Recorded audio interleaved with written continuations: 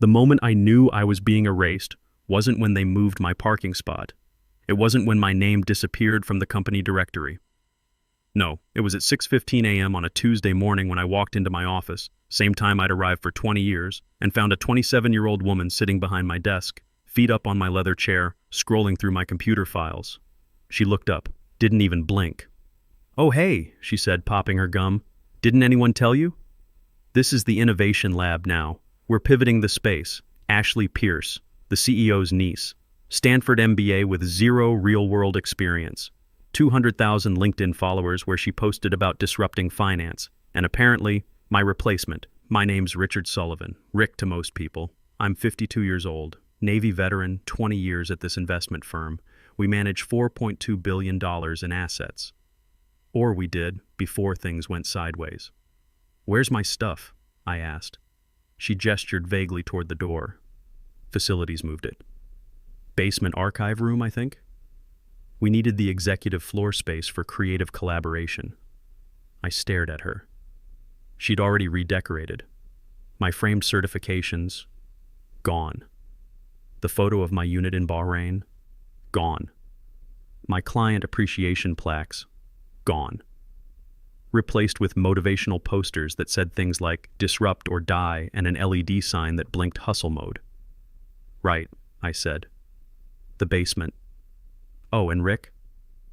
She smiled, the kind of smile that doesn't reach the eyes. "Ron wants to see you at 9. Something about role realignment." Ron, her uncle. Ronald Pierce, our CEO, currently experiencing what I can only describe as a corporate midlife crisis. I didn't argue, just turned and walked to the elevator. Found my stuff 10 minutes later. In the basement archive room, flickering fluorescent lights and concrete floors. My desk items thrown into cardboard boxes. My files stacked haphazardly against a wall. My Navy shadow box, the one with my service ribbons, unit patch, and bronze star, was sitting in the trash bin outside the building, just sitting there on top of pizza boxes and coffee cups, like 20 years of service was yesterday's garbage. I picked it up, dusted it off, carried it back inside. That's when I stopped being angry and started getting precise. Here's what you need to understand about how I got here. Last April, 7 months ago, Ron had a situation. Some compromising photos from a Miami business conference got leaked along with some questionable expense reports. The board panicked. They needed someone clean, someone clients trusted, to hold things steady while Ron's lawyers handled the mess. They made me acting CFO that April. Emergency vote effective immediately. The merger with an overseas asset management firm had just been announced in March. Now it was chaos, and they needed someone to keep the regulators happy. There was paperwork, board memos, official notifications. My title got bumped, my signature authority expanded, and I was listed as primary officer on all regulatory filings with the SEC and FINRA, acting CFO. Temporary, they said, just until things settled down. Then in May, right after my appointment, Ron brought in Ashley. Said we needed to streamline our digital presence and speak to millennial investors. She was supposed to handle marketing and social media. That lasted about 2 weeks. By June, she was sitting in partner meetings. By August, she had a C-suite title that hadn't existed before, Chief Innovation Officer. By October, now, she had my office, and I was in a basement with boxes of compliance files from 1998. Nobody had officially changed my title. Nobody had revoked my acting CFO designation. They just moved me, quietly displaced me like I'd become part of the furniture they didn't want anymore. The basement office was a joke. A folding table, a metal chair, a corner of the archive room that smelled like old paper and failure. My computer monitor sat on a cardboard box because they hadn't even bothered to bring down a proper desk. I set up my laptop, started going through files. 20 years of documentation, all backed up and organized exactly the way the Navy taught me. You learn certain things in the service. One of them is that when someone's trying to push you out, you don't fight back immediately. You observe, you document, you wait for them to make the mistake they don't know they're making. And I knew Ashley would make mistakes. She already was. At 9:00 a.m., I went upstairs to Ron's office. His assistant waved me in without looking up from her phone. Ron was at his desk, typing on his laptop, wearing a hoodie that probably cost $500.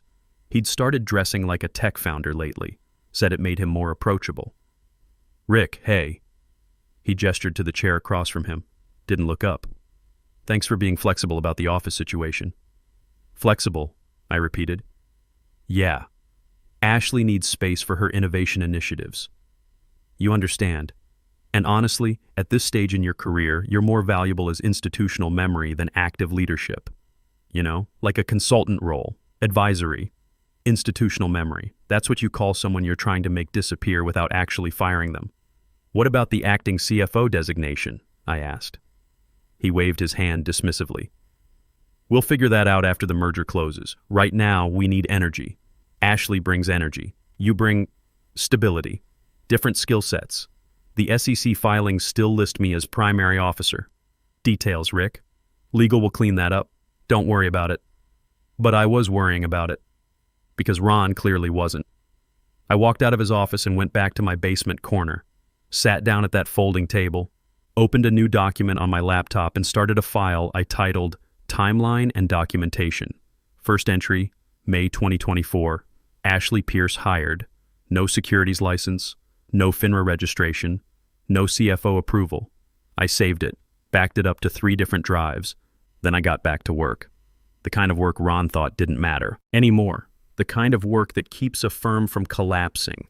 Ashley's first major presentation happened 2 weeks after she took my office. She called it an all-hands meeting, mandatory attendance. I sat in the back of the conference room with my coffee watching her set up. She had a MacBook covered in startup stickers, a wireless clicker, and enough confidence to fill a stadium. The lights dimmed. Her presentation appeared on the screen. Dynamic Capital Flux Framework, AI-powered risk assessment for the modern era. I almost choked on my coffee. She clicked to the first slide. A stock photo of a woman in a blazer looking thoughtfully at charts. Very inspiring. "Traditional risk models are dead," Ashley announced, pacing the front of the room. "We've been operating with outdated frameworks that don't account for real-time market dynamics. So I developed something new, something revolutionary." The next slide showed a flowchart. My flowchart. The liquidity crisis protocol I'd built in 2008 when Lehman Brothers collapsed and everyone was panicking. The same system that had saved our clients millions. She'd taken my 47-page operational manual, copied the key diagrams, slapped them into 6 slides with different colors, and added buzzwords like predictive analytics and machine learning integration.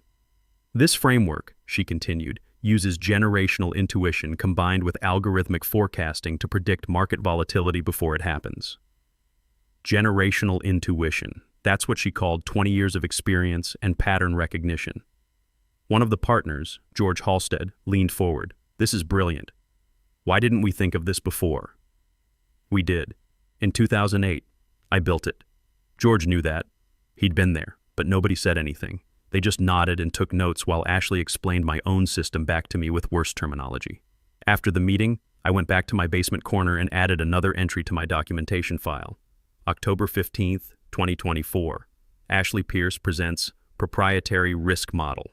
Actually, RS Liquidity Protocol from 2008, repackaged without attribution or understanding of underlying methodology. I attached screenshots of her presentation next to my original documentation, saved it, backed it up. The Wall Street Journal ran a piece about her 3 days later. "Rising star in investment management brings fresh thinking to traditional firm." I printed it out, added it to my files. Then the really stupid stuff started. Ashley decided we needed to modernize our portfolio strategy with something she called DeFi wealth pools, decentralized finance, cryptocurrency, blockchain assets. She pitched it in a partner meeting. I wasn't invited, but Drew Palmer told me about it afterward. Drew was 28, one of our junior analysts, smart kid. Economics degree from Michigan, actually understood financial instruments. He'd been with us for 3 years, and I'd mentored him through some complex deals. He found me in the basement that afternoon looking worried. "Rick, she wants to convert client portfolios into crypto assets," he said quietly. "Real portfolios. Real money. She's talking about moving $200 million into DeFi protocols."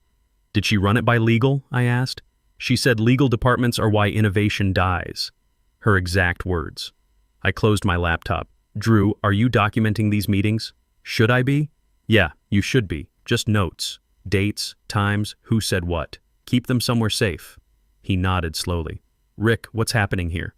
Ashley's building a house of cards, I said, and Ron's too busy trying to be cool to notice. Just keep your head down and document everything. The DeFi pitch didn't go through, but only because one of the partners asked how we'd explain cryptocurrency volatility to our 68-year-old clients. Ashley said we'd educate them on digital ownership paradigms. That's when the partner laughed. Not with her. At her. But Ron backed her up, said we needed to think bigger and embrace disruption. Next came the VR conference room. Ashley convinced Ron to spend $200,000 on a metaverse client engagement space. Said we needed to meet clients in immersive virtual environments because that's where finance was heading. They built it on the 15th floor. Fancy VR headsets, motion sensors, the whole setup. Ashley posted a video tour on LinkedIn. Got 50,000 views and 3,000 likes.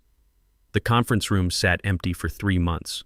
Turns out our clients, mostly in their 60s and 70s, preferred meeting in actual rooms where they could see actual people managing their actual money. But the worst part wasn't the wasted money or the stupid ideas. It was what Ashley started doing in July. About 2 months after she got comfortable in her role, she started signing things. Contracts, transfer authorizations, trading permissions, all with her signature, her title, her authority.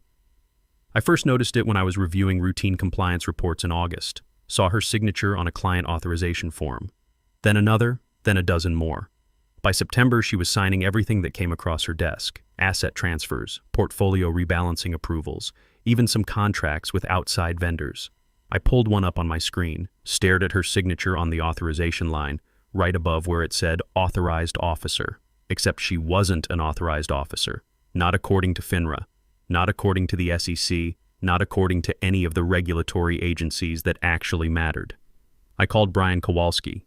We'd served together in the Navy back when we were both a lot younger and a lot dumber. Now he was with the SEC, working enforcement. Brian, I said when he picked up. Hypothetical question. I hate when you start conversations like that. If someone's signing trading authorizations without being a registered principal, what happens? Silence on the line. Then, how many authorizations are we talking about? Hypothetically, maybe 30 or 40 documents over 4 months. Rick, that's not hypothetical territory, that's fraud territory. Who's signing? I'll let you know if it becomes non-hypothetical, I said, and hung up. I went back to my documentation file, started a new section, Unauthorized Signatures, July to October 2024. Every document Ashley had signed since July. 4 months of unauthorized signatures. It took her 2 months in the role to start feeling confident enough to sign things on her own. Now she was signing everything. I cross-referenced each document against FINRA requirements for authorized principals. 90-day designation process. Series 24 exam. Regulatory approval. Ashley had none of it. 32 separate documents. When I mapped out all the regulatory violations, I counted over 50 distinct problems. Every trade she'd approved, every contract she'd authorized, every client agreement she'd executed. Technically invalid. And we were still in the middle of that $850 million merger.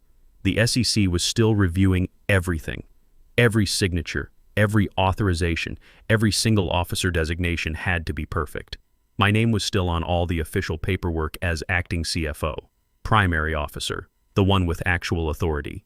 Ashley was signing documents like she owned the place, but legally, she was just an employee with a fancy title and zero authority. I saved everything, backed it up, made sure I had copies in 3 different places. Then I waited, because I knew something Ron and Ashley didn't know, something they'd forgotten in their rush to be innovative and disruptive and modern. The house always wins when you're playing with cards you don't own. The breaking point came on a Wednesday afternoon in late October. I was in my basement corner reviewing merger compliance documents when my phone buzzed. LinkedIn message from Catherine Barnes. Kat's 68 years old, runs a small oil company in West Texas. Tough as nails, sharp as broken glass. She'd been our client for 15 years, and in all that time, I'd never seen her panic about anything. The message said, "Rick, call me, now." I called. "What the hell is this?" she said instead of hello. "No pleasantries with Kat. What's what? I just got a pitch deck from your new hotshot. Something about tokenized shareholder engagement and blockchain equity participation." 40 pages of word salad that makes zero sense. And at the bottom, there's an authorization to move forward with implementation. Already signed. My stomach dropped. Signed by who? Ashley Pierce, Chief Innovation Officer, says she's authorized to execute strategic portfolio modifications. Rick, is this real? Because if it is, I'm pulling my money today. Send it to me, I said. Right now. The PDF came through 30 seconds later. I opened it on my laptop. It was worse than I thought. Ashley had created an entire proposal to convert Cat's company equity into blockchain-based tokens. Something about creating liquidity events through decentralized ownership frameworks. It would have exposed Cat's company to massive regulatory risk, potential SEC violations, and could have tanked her stock price. And at the bottom, Ashley's signature on a line that said authorized for implementation. She'd signed it like she had authority to restructure a client's entire corporate structure. I stared at that signature for a long time. Cat, I said. Give me 24 hours. Don't do anything yet. 24 hours, Rick. Then I'm gone. She hung up. I sat there in that basement, fluorescent lights flickering above me, surrounded by boxes of old files, and something shifted. This wasn't about my office anymore. This wasn't about my parking spot or my pride or 20 years of being overlooked. This was about Ashley doing real damage to real people, to clients who trusted us, to a firm that used to mean something. I opened my secure documentation folder. Started going through everything I'd collected over the past 5 months. The April board memo appointing me acting CFO.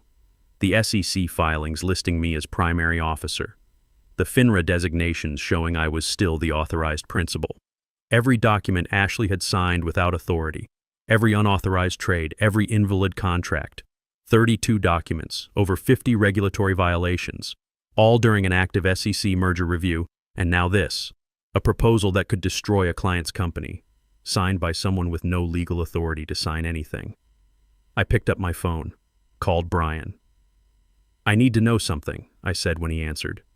If someone's been signing unauthorized documents during an SEC merger review, and those documents create liability for clients, what happens? Rick, we've had this conversation. That's not hypothetical anymore. That's criminal territory. I'm not asking you to do anything. I'm asking you to be ready. Ready for what? For when I light the flare. I hung up and opened a new document. Spent the next 4 hours writing what would become the most precisely worded email I'd ever written.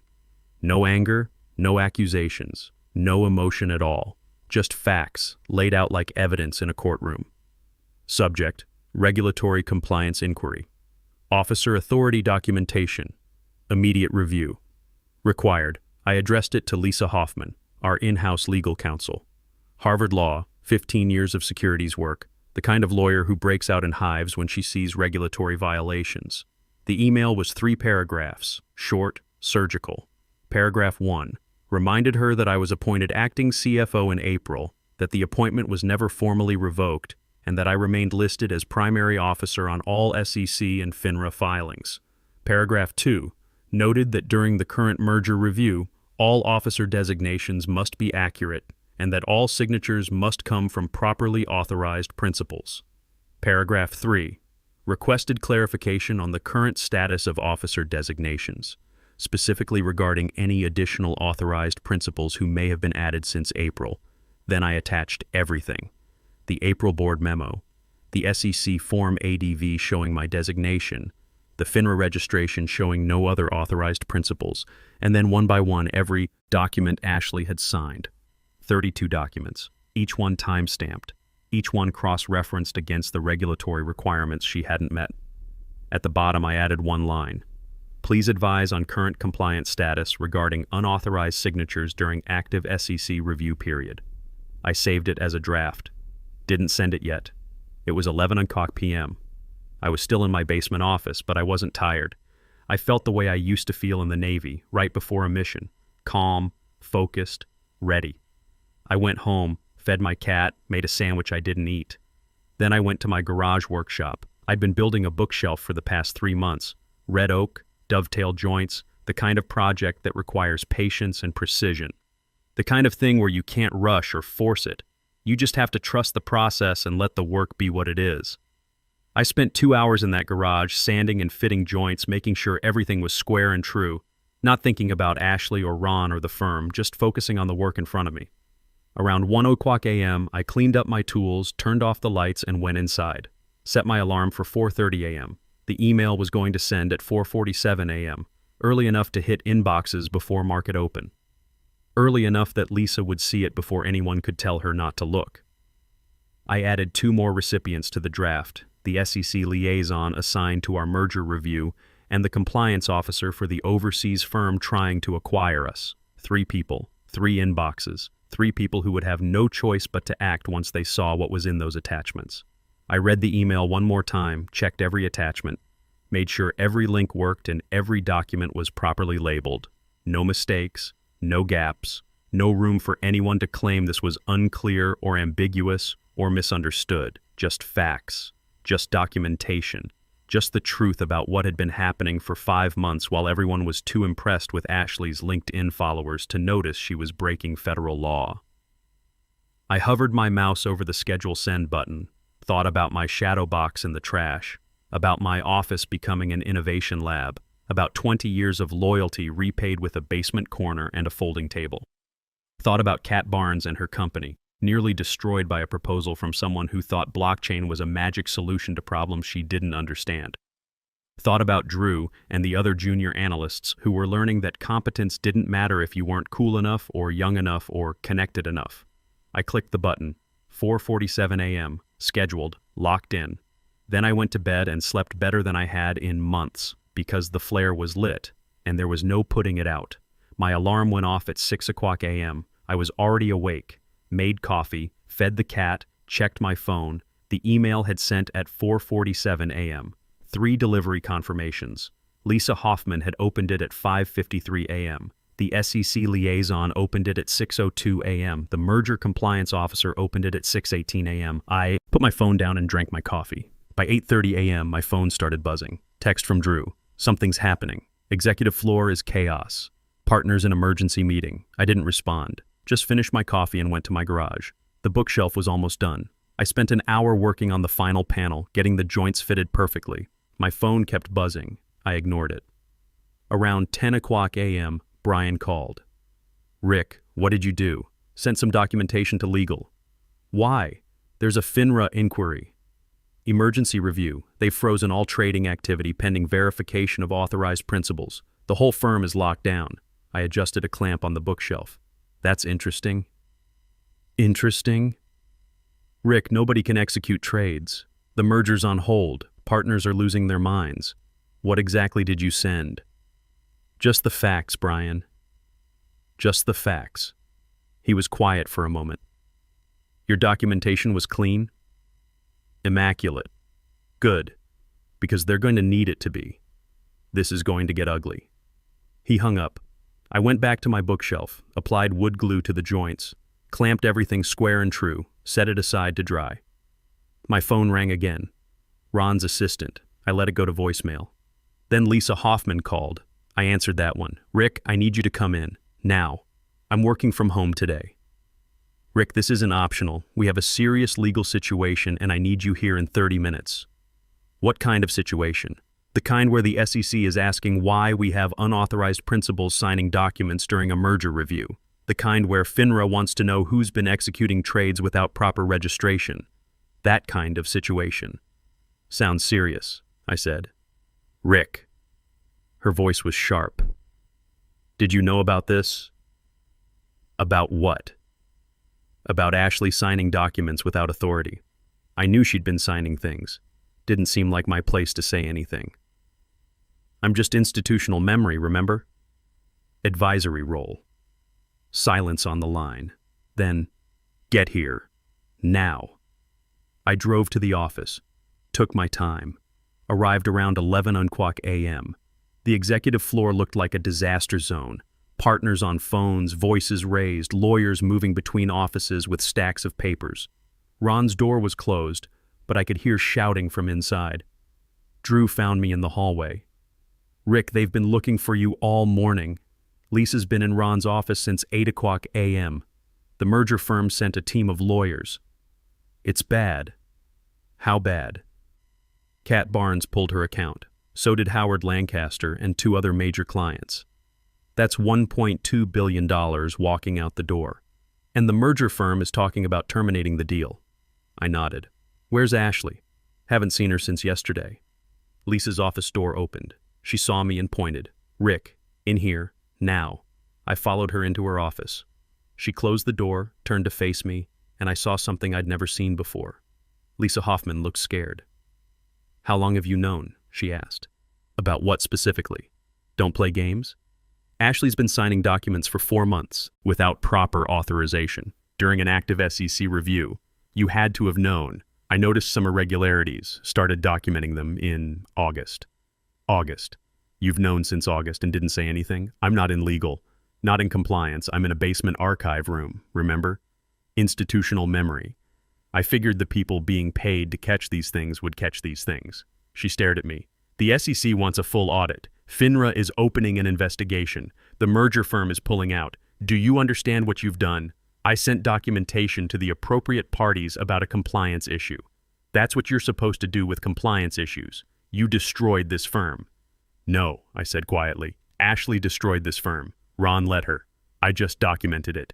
Lisa sat down at her desk, put her head in her hands. She's finished. You know that, right? FINRA's going to ban her, probably fine her personally. And Ron, she looked up. Ron's going to have to resign. The board won't have a choice. What about the clients? What about them? The ones Ashley nearly destroyed with her blockchain schemes and her DeFi pools and her tokenized equity proposals. What about them? Lisa didn't answer.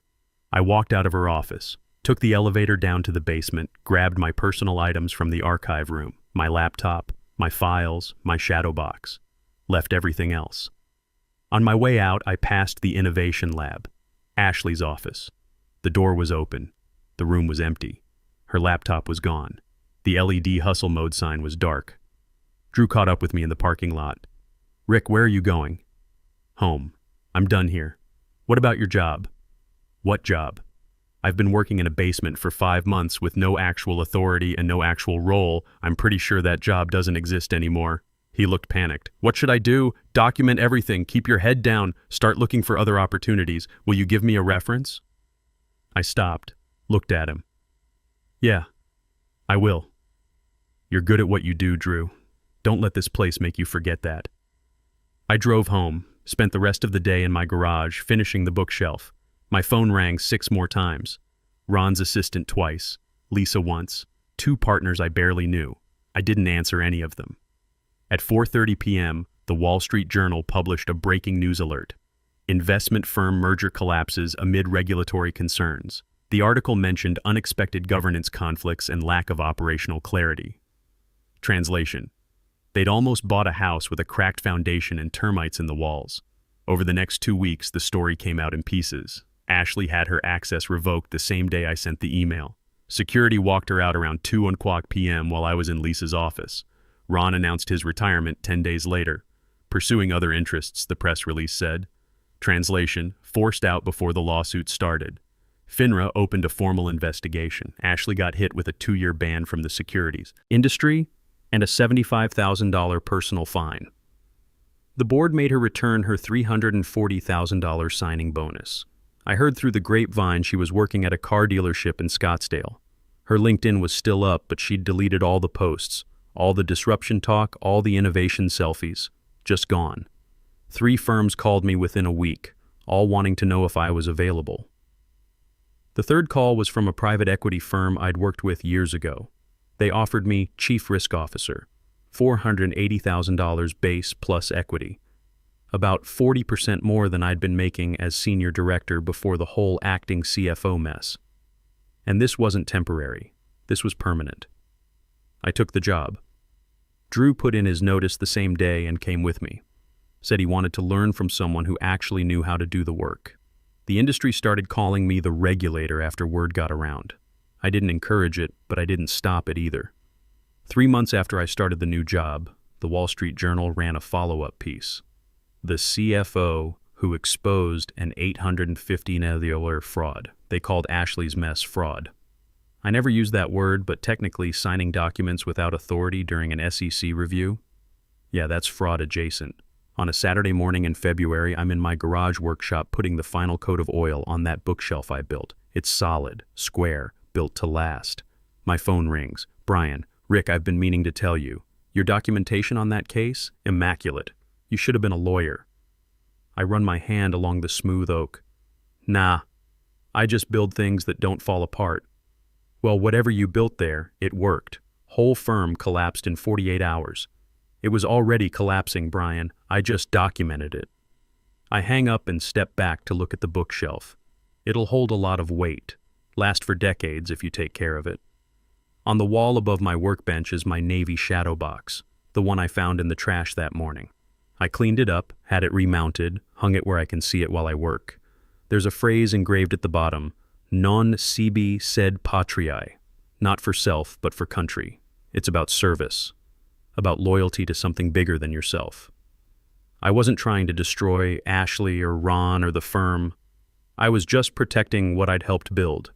20 years of work, thousands of clients who trusted us, a system that actually functioned when people did their jobs right. They wanted to replace all that with buzzwords and TikTok videos and blockchain schemes. I just reminded them what the foundation was actually built on. I pour a glass of scotch, Macallan 25, the good stuff. Hold it up to the light. Don't drink it yet. Just look at it. 20 years I gave that place. They threw me in a basement with flickering lights and called me institutional memory, legacy clutter, outdated thinking. Now I'm the regulator, making more money, building better systems, teaching the next generation how to do it right. I take a sip. Tastes like victory.